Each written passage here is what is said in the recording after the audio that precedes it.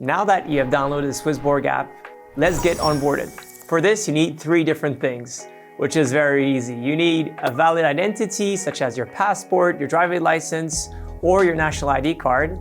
You need good lighting and your face. And for this, you need first to scan essentially one of those documents.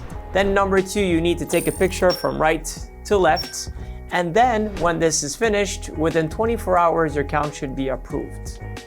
If it happens that you will deposit over 5,000 euros, you'll need to do your proof of residence, so KYC number 2. And for that, you need any utility bill or any essential documentation official that enable you to prove what is your address. If it happens that you want to deposit over 50,000 euros, for this, you'll need your source of wealth. And this could be done with, again, how you have been making money, your income statements, your taxes, or anything that goes to your bank account showing that you have those wealth and it belongs to yourself.